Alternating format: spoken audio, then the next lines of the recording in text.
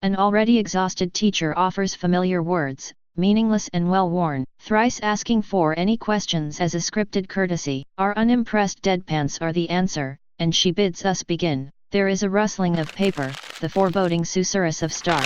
A blank, bleached white page greets me as I open the cover, reflecting the emptiness of my soul. Numbed in anticipation of the impending 5-hour pain, in my mind's eye I see the same thick booklets strewn across the state of Texas, many booklets to a room, many rooms to a school, many schools to a city, and tangentially I think of dead trees. Writing is the sole resident on an island of white, carefully and pointlessly centered.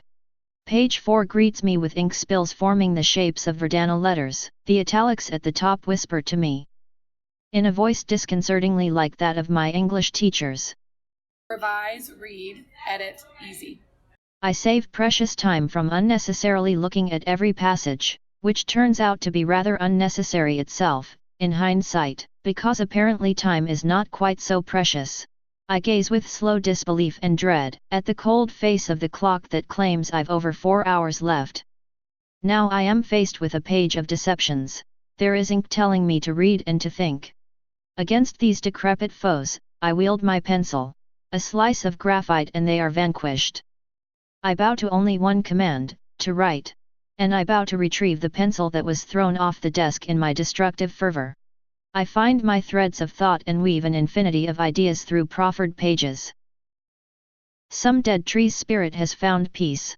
When my first draft, my lovingly crafted magnum opus, is laid across 2 sheets of paper, I force it into a 26-bar prison.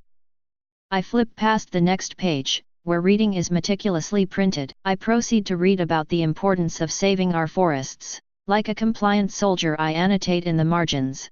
The passage ends with one sentence on the next page, a call to action declaring that we ought to conserve paper. I use the empty space to summarize, then stain the pages of questions with garishly bright yellow. Briefly, I daydream of answering a free response question regarding something like the unconscious hypocrisy of the use of this passage in the STAAR test, or the cosmic irony of dead trees. But this is too abstract an idea to expect from the dregs of standardized testing. Filling in the last bubble is catharsis for my wounded being. For a moment I am still, and for even less of a moment I entertain the idea of checking my work. I take a single look at the booklet.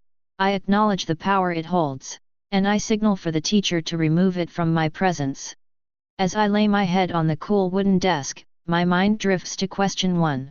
Just barely too late, I realize. I should have chosen A, not B. And I drift away in a sea of tears.